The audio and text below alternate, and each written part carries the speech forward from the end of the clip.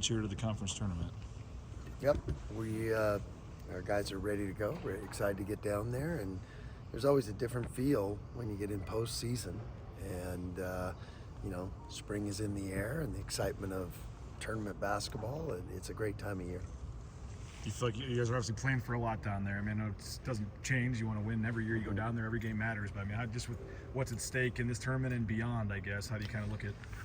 You don't want to overdo the emotions because our guys are going to play hard. They know what we're playing for. They work all, I talk about that a lot.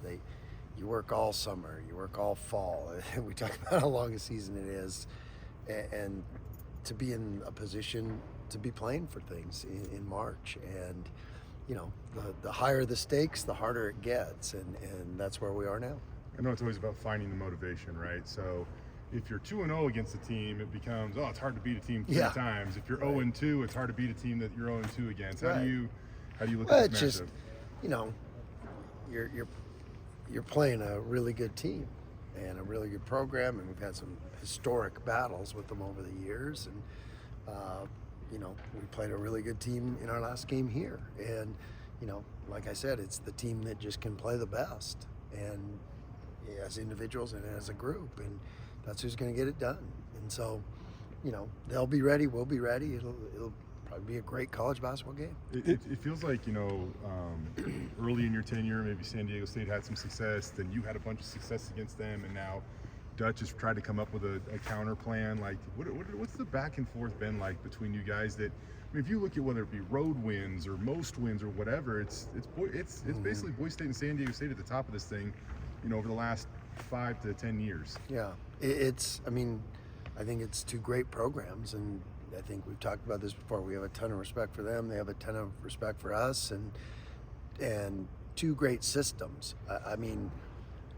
And sometimes with, as the personnel has changed year in and year out, sometimes the systems match up in different ways, and advantage to one team, advantage to another, and that kind of goes back and forth a little bit. But like I said, we've had historic battles with them since the moment we came in this league, really back to the Fisher days, and Dutch is he's part of that too, no doubt. And so, like I said, I expect nothing but just a great battle. This incarnation of San Diego State, what do they do best, or maybe that gives you the most trouble? Well, they had 10 block shots last time we played them, and that's not an anomaly. I mean, they were number one in the nation at the time in rim protection and block shots, and so that's they've got a lot of bodies to throw out there and do that, and they're elite at it. It's the best in the country. Assume you're expecting Guath to play. I mean, yeah, you just approach it that way, that he'll play. I don't know, and they've been doing great things without him. They haven't missed a beat, so we just expect him to be ready. How do you you don't want to change up who you are but I mean, obviously, when they do get that success inside, you don't want guys to be scared to go into the paint. I mean, how do you don't want to just shoot all threes either. I know, you're going to tell us your game plan, but I mean, how do you kind of look at, yes, you're smart, you don't want to take it right at the guy if he has 10 blocks, but also, like, you can't just do nothing but shoot threes. How do you, what's the, That's a great question. Only shoot free throws. That's a great question. Yeah. Tyson, I know we've asked you, but Tyson's approaching the record. He's so close, and you've been through this with Anthony and stuff. Tyson feels like he's a different breed. Does that weigh on him at all? Is he 31 points shy of this thing, you think?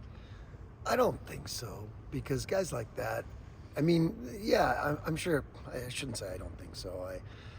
I'm sure there's some things that are in those moments, maybe a little bit, but he's just about the process and showing up every day. And I've talked about that, how consistently great he is, and that's why he is great, because he'll show up today for practice and he'll be a great leader. He'll do everything really, really hard, and he'll get a little bit better today. And so that's always been his focus, and he's able, that's his habit. So outside distractions, he's pretty good at keeping those to a minimum. To have him and Al and Omar and some veterans, going into a tournament style setting here, how does that help? Yeah, I think it does. I mean, Al, when you think about it, Al and Tyson have probably played in more tournament games than maybe anybody in this tournament, or close to it. A couple teams might have a few guys like that, Ducell and some guys like that. But when two of your big leaders have got a lot of experience, I think they can really help the other guys and that maybe don't have the experience in these tournaments. And again, that's why every year I try to play in a 3-day tournament, a multi-team event, because throughout the season you don't play back to back to back if you were to win, and you don't get that experience. So we always try to at least have a little bit of that so they get a feel for it. Even just with coaching, is it different coaching a single elimination tournament game as opposed to a regular season game for you? I don't think so. It's a process, and we have our processes. I mean, I don't think it's a different. Your job is the same, and if you start changing a bunch of things for it, then why weren't you doing that in the first place? But no, I don't think there's much difference.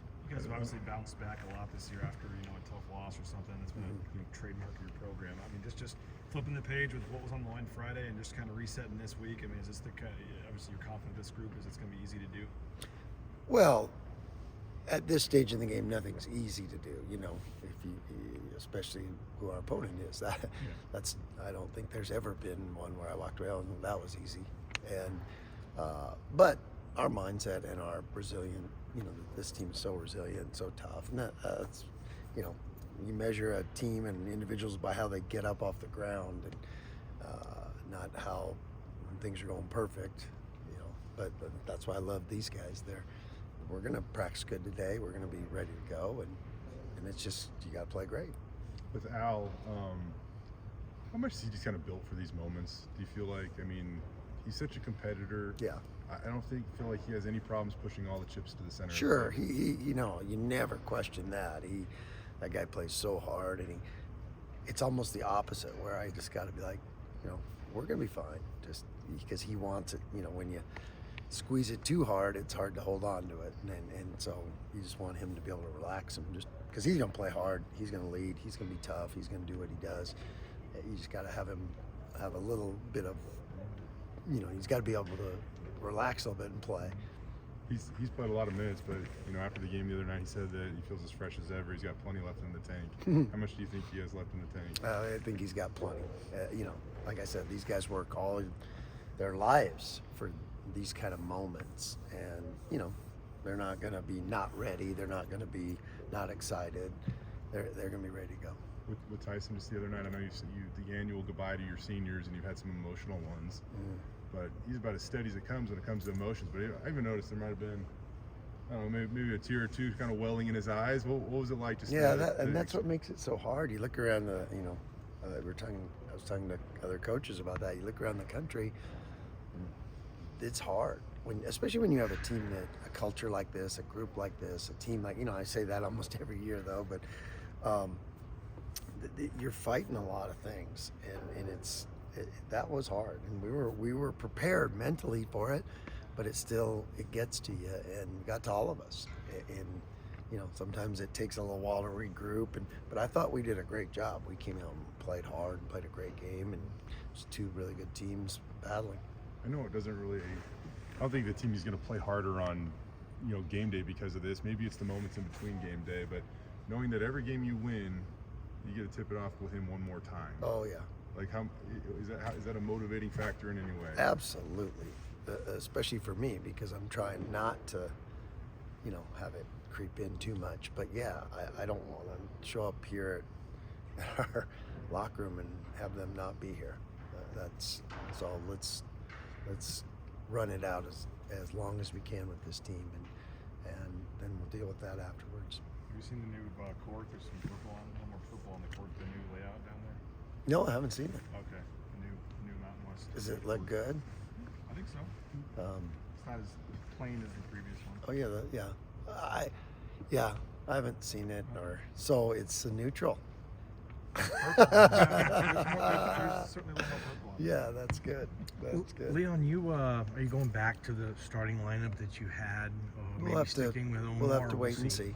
Yeah. What did you get out of him? Would you get what you wanted out of Omar starting on senior night in the rim protection? Yeah, there was a lot of great minutes that he played. Yeah, but we'll see on Thursday. Anything else? Thanks, guys. All right. Thanks, Leon. Thanks, guys. Oh, Leon.